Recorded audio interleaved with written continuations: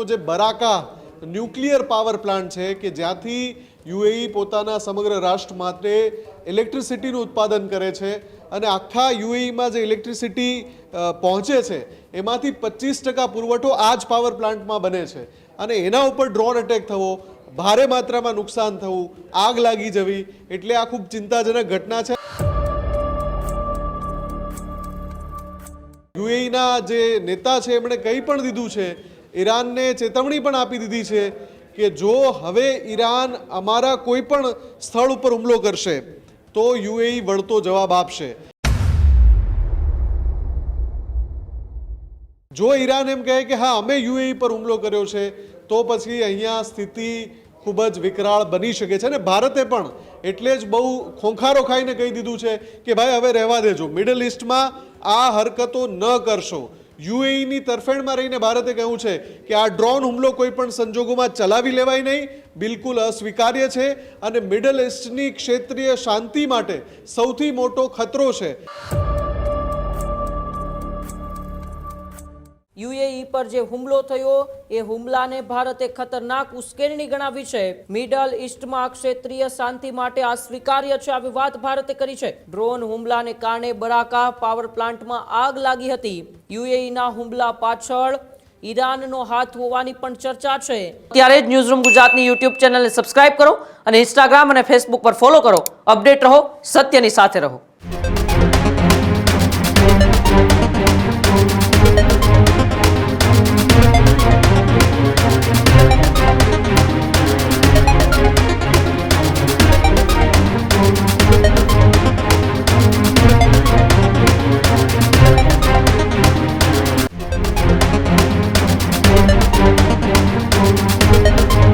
Middle ઈસ્ટના વધતા તણાવ વચ્ચે પ્રથમ વખત ભારત મેદાને આવ્યું છે।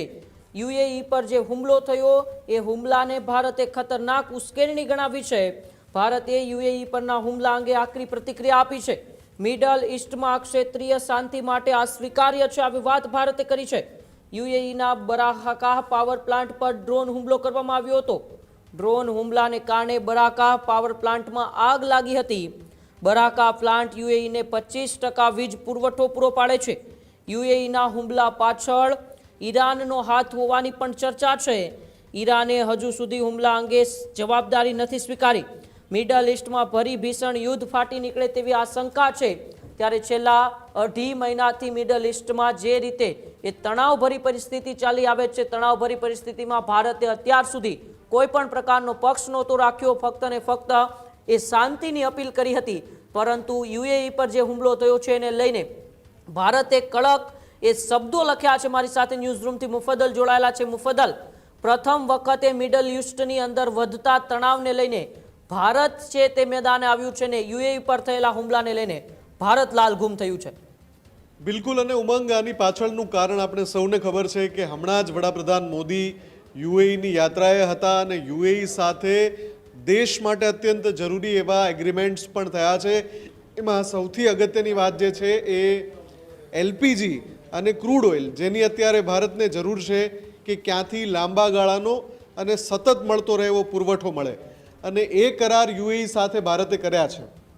મિડલ ઈસ્ટની જંગમાં યુએઈ એકમાત્ર એવો દેશ છે કે જે ઈરાન સામે સીધી બાદ ભીડવા માટેની તૈયારી પણ કરી રહ્યો છે અને યુએઈ ઉપર સૌથી વધારે ડ્રોન અટેક થયા જ્યારે ઈરાન, અમેરિકા અને ઇઝરાયલનું યુદ્ધ ચાલી રહ્યું હતું ત્યારે। અત્યારે જ્યારે કહેવાતું સીઝ ફાયર છે પરંતુ રોજ આવા કોઈને કોઈ તણખલા થાય છે, રોજ કોઈ હુમલાની ઘટના બને છે।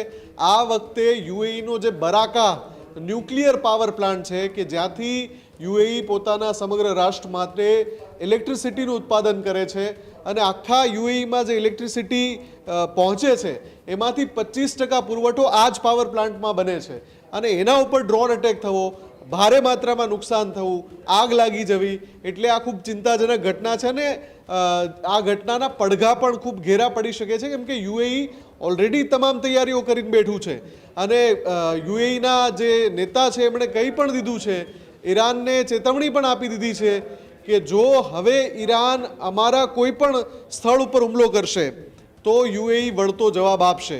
હવે અહીંયા મહત્વની વાત એ છે કે બરાકા પાવર પ્લાન્ટ પર જે હુમલો થયો એમાં ઈરાને જવાબદારી સ્વીકારી નથી।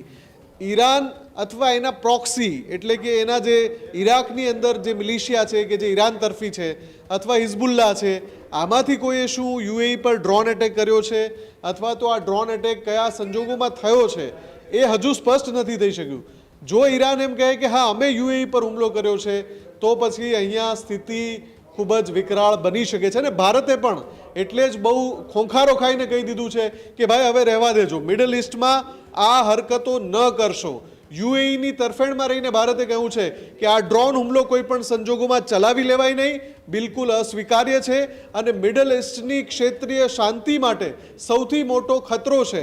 ભારતે આને ડેન્જરસ એસ્કેલેશન ગણાવ્યું છે, એટલે કે ભીષણ યુદ્ધ ફાટી નીકળે એ પ્રકારની કુચેષ્ટા ગણાવી છે. અને એટલા માટે જ ખૂબ નજર છે આ પરિસ્થિતિ ઉપર કે જ્યારે એ સ્પષ્ટ થશે કે આ ડ્રોન એટેક કયા સંજોગોમાં કરવામાં આવ્યો. કેમ કે અત્યારે યુએઈ દ્વારા ઈરાનને ઉશ્કેરણી કરવાની કોઈ ઘટના નથી બની, છતાં પણ ઈરાન તરફથી જો આ હુમલો થયો હોય તો બની શકે કે યુએઈ કાઇનેટિક એક્શનમાં ઉતરી શકે છે. અને જો એવું થયું તો મિડલ ઇસ્ટમાં ભડકો વધુ તીવ્ર બની શકે છે. ઉમંગ, જી બિલકુલ, આભાર મુફદ્દલ મારી સાથે જોડાવા બદલ અને માહિતી બદલ. હજુ સુધી તમે અમારી ચેનલને સબસ્ક્રાઇબ નથી કરી તો અત્યારે જ ન્યૂઝરૂમ ગુજરાતને સબસ્ક્રાઇબ કરો, ફેસબુક અને ઇન્સ્ટાગ્રામ પર ફોલો કરો.